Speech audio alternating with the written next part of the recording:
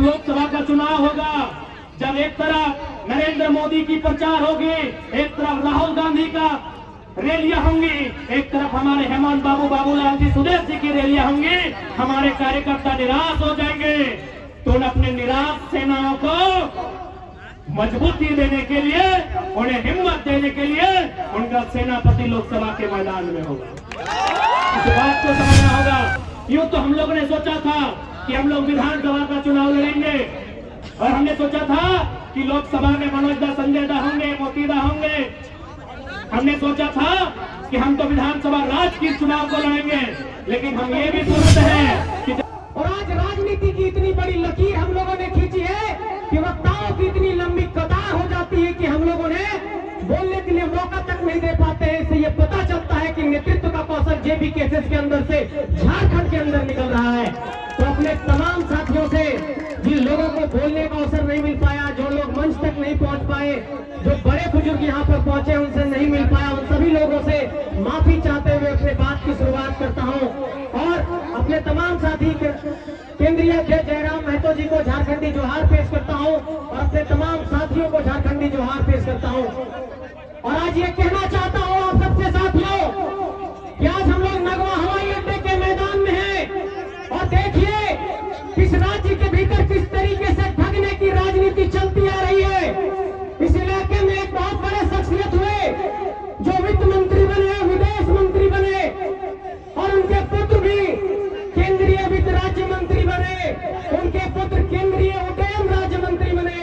इसका मतलब कि जो मिनिस्ट्री हवाई अड्डा बनाता है, उसी मिनिस्ट्री के वो मंत्री रहे, और उसके बाद इसी हवाई अड्डे के मैदान पर 2 ईंट जोड़ करके उन्होंने कहा था कि हवाई चप्पल पहनने वाला भी हवाई जहाज पर चढ़ेगा और नगवा हवाई अड्डा के मैदान से जहाज उड़ेगा। लेकिन दुर्दशा ये है कि यहाँ के रैयतों को आज तक मुआवजा नहीं मिल पाया है। ऐसे लोगों को पहचानना होगा मेरे साथियों। ये तो जमीन की बात हुई, लेकिन एक बात मैं कहना चाहता हूं कि झारखंड के भीतर चाहे वो जमीन की बात हो, चाहे वो नौकरी की बात हो, चाहे वो नेतृत्व की बात हो, चाहे वो पुनर्वास की बात हो, चाहे आपके मुआवजे की बात हो, हर पहलू पर आप ठगे गए हैं। और आपको इस बात की मैं गिनती गिना देना चाहता हूं कि सामने देखिए बड़का गांव है, वहां पर अडानी आया, एनटीपीसी आया, तमाम लोग विस्थापित हुए, और आज वहां पर लगातार सड़क की दुर्घटनाएं होती है। कटकम दाग में बाना दाग का कोल साइडिंग है, कटकम सांडी में कोल साइडिंग है। इन तमाम परियोजनाओं में आप देखिए कि कोल खनन के परियोजनाओं में जो लोग आपके बीच में माफिया बनकर के आ रहे हैं, वो लोग कौन हैं?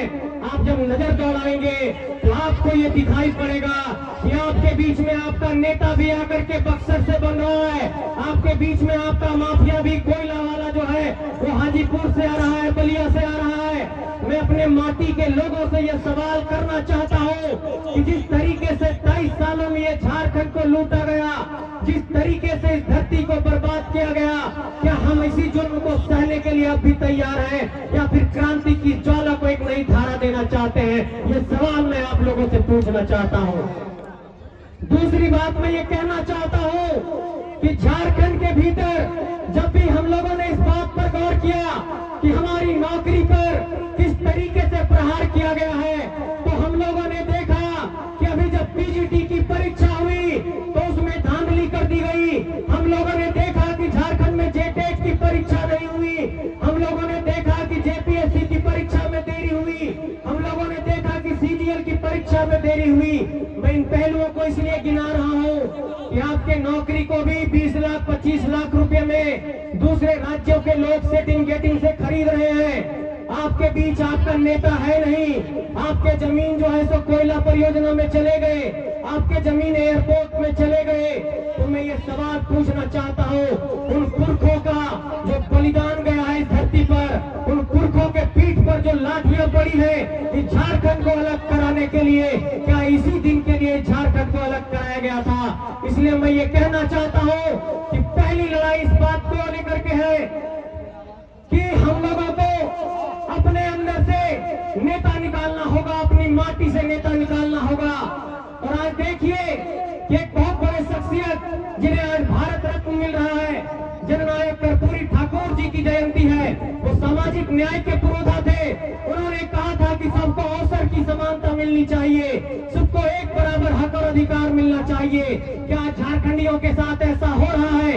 हमारी जमीन ली जाती है, हमें मुआवजा नहीं दिया जाता है। हमारे लोग जब आते हैं नेतृत्व करने के लिए तो उनका माहौल उड़ाया जाता है या फिर उन्हें केस मुकदमे की राजनीति से हाशिए पर धकेल दिया जाता है।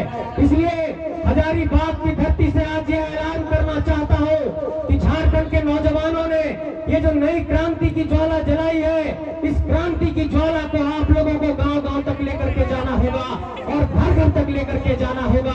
और तमाम मंचों से मैंने ये जाकर के ऐलान किया और इस मंच से भी एक बात का ऐलान कर रहा हूँ। और मैंने एक बात कहा था बार-बार कि एक ही संदेश बार-बार दूंगा और वही संदेश फिर से दोहरा रहा हूँ कि आपके बीच नजर दौड़ाइए कि हजारीबाग के सांसद बक्सर से आकर के बने हैं, पलामू के सांसद बक्सर से आकर के बने हैं, रांची के सांसद राजस्थान से आकर के बने हैं, धनबाद के सांसद बलिया से आकर के बने हैं, गोड्डा के सांसद भागलपुर से आकर के बने हैं और यहाँ पर पलामू के सांसद भी बक्सर से आकर के बने हैं। मैं ये सवाल पूछना चाहता हूँ कि क्या झारखंड की माटी बांझ हो गई है कि अपना नेता नहीं निकाल सकता है? आपको अपना नेता निकालना होगा अपनी धरती से, ये मैं कहना चाहता हूँ मेरे साथियों।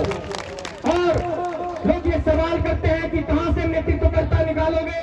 हम लोगों ने उन लोगों को बार बार जवाब दिया कि इसी धरती पर अखलूराम महतो पैदा हुए, इसी धरती पर निर्मल महतो पैदा हुए, इसी धरती पर सिद्धू कानू पैदा हुए, इसी धरती पर नीलांबर पीतांबर पैदा हुए, इसी धरती पर शेख भिखारी पैदा हुए, इसी धरती पर नादिर अली पैदा हुए, इसी धरती पर जयमंगल पांडे पैदा हुए।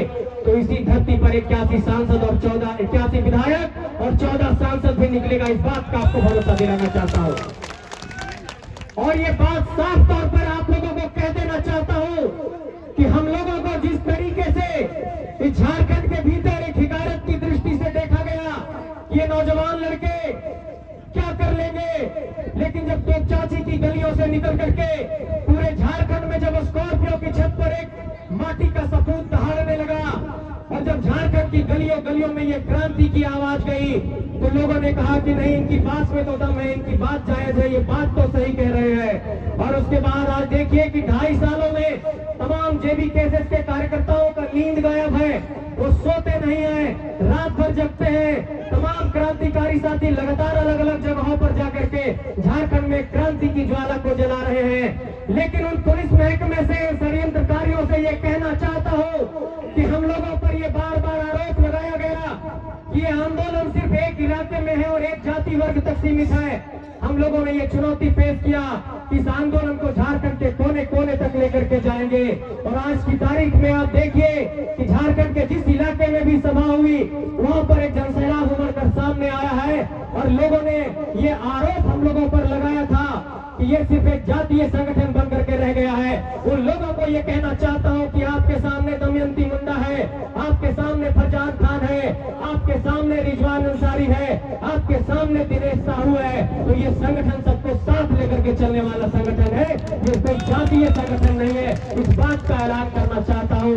और चाहे हमारे हसन भाई हो, चाहे रतन जी हो, चाहे विजय सिंह जी हो, चाहे मोती जी हो, चाहे मनोज जी हो, चाहे रविशंकर जी हो और चाहे तमाम हमारे साथी हो, इस बात का मैं ऐलान करना चाहता हूँ कि ये संगठन सबको साथ लेकर के चल रहा है और झारखंड में तमाम फूल को एक माला में गोथने का काम कर रहा है। और इस माला को हम लोग झारखंड के भीतर एक नई सियासी पहचान देंगे। और यहाँ पर अगर अक़लियत समाज के लोग भी आए हैं तो उन लोगों को कहना चाहता हूँ इसी मजलिस के माध्यम से, इस मजलिस को अगर आप लोगों ने आज सजाया है तो आपको भी सियासी हकों की लड़ाई में झारखंड के अंदर भागीदार बनना होगा, क्योंकि इस धरती पर नादिर अली और शेख भिखारी का भी खून बहा है। तो आपको भी सिद्धू कानू और बिरसा मुंडा के वंशजों के साथ, विनोद बाबू के वंशजों के साथ, निर्मल बाबू के वंशजों के साथ झारखंड की इस क्रांति में कदम ताल करना होगा। तो आइए हम सब मिलकर झारखंड की क्रांति को एक नया आयाम देते हैं और जो 4 बिंदु 5 बिंदु है उन सभी पहलुओं पर एक बार अंतिम में आप लोगों का नजर दौड़ा देते हैं। ये लड़ाई किस बात को लेकर है? पहली लड़ाई इस बात को लेकर है कि झारखंड में स्थानीय नीति खतियान आधारित बने। दूसरी लड़ाई इस बात को लेकर लेकर के है कि झारखंड की नियोजन नीति में झारखंड के लोगों को प्राथमिकता मिले। तीसरी लड़ाई इस बात को लेकर के है कि झारखंड में जितने भी जमीन लिए गए उन जमीनों का मुआवजा सही से दिया जाए और पुनर्वास की नीति अपनाई जाए। चौथी मांग इस बात को लेकर के है कि झारखंड की जितनी भी प्रतियोगी परीक्षाएं हो रही है वो समय पर हो और उसका परिणाम समय पर जारी हो और उस पर कोई धांधली नहीं हो। पांचवी मांग इस बात को लेकर है कि झारखंड में अब तक ओबीसी को आरक्षण नहीं मिला और ओबीसी बार बार ये बात कहता रहा है कि आबादी के अनुरूप मुझे आरक्षण दो या फिर कम से कम 27% आरक्षण दो, वो आरक्षण का भी हक नहीं मिला। और झारखंड के आदिवासी समाज के लोग बहुत बड़ी मांग करते रहे हैं कि हमें सरना धर्म कोड दो। आज तक आदिवासियों को भी सरना धर्म कोड नहीं मिल पाया। तो ये कहना चाहता हूँ कि सरना धर्म कोड की मांग के साथ भी हम लोग आदिवासियों की भावना के साथ हैं। और अभी कुछ दिनों पहले ITI के विद्यार्थी मिले थे, वो कह रहे थे कि असिस्टेंट लोको पायलट में सिर्फ 6000 वैकेंसी निकाली गई है। तो सेंट्रल गवर्नमेंट से भी ये कहना चाहता हूँ कि ऐसे अभ्यर्थियों के लिए भी कम से कम 50,000 की वैकेंसी लाइए, तब तो ये लोग लोको पायलट बन पाएंगे। और अंत में ये बात जोड़ना चाहता हूँ आप लोगों के साथ कि झारखंड के अंदर इन मुद्दों आधारित राजनीति नहीं होगी, अगर इन मुद्दों को लेकर सियासत नहीं होगी, इन मुद्दों को लेकर अगर मुखरता नहीं होगी, तो हम लोग ऐसे ही हाशिए पर धकेल दिए जाएंगे। और अंत में ये बात जोड़ देना चाहता हूँ कि इन सभी लड़ाई को मुकम्मल करने के लिए जो सबसे जरूरी चीज है वो चीज है कि अपनी माटी से अपना नेता पैदा करो, बोरो प्लेयर ला करके किसी को मत जिताओ। ये बात का ऐलान यहाँ से मंच के माध्यम से करना चाहते हैं और ये साफ तौर पर कहना चाहते हैं कि झारखंड की गलियों से जो ये आवाज एक निकला है, ये आवाज तमाम इलाकों तक जाएगा और झारखंड के कोने कोने में अलग जगाएगा और ये है ना झारखंड में क्रांति की एक ज्वाला के तौर पर सबके बीच पहुंचेगी। तो आज हमारे बीच एक बहुत बड़े शख्सियत इस बीच शामिल हो रहे हैं। मैं उनका भी स्वागत करता हूं कि जो स्वर्गीय अकलू राम महतो थे, पूर्व मंत्री, उनके बेटे राजेश महतो जी आज यहाँ पर शामिल हो रहे हैं। केंद्रीय अध्यक्ष जी उनको माला पहना करके आज उनका स्वागत करेंगे। तो मैं उनका इस मंच पर स्वागत करता हूँ, तमाम साथियों का स्वागत करता हूँ, सभी को आभार प्रकट करता हूँ।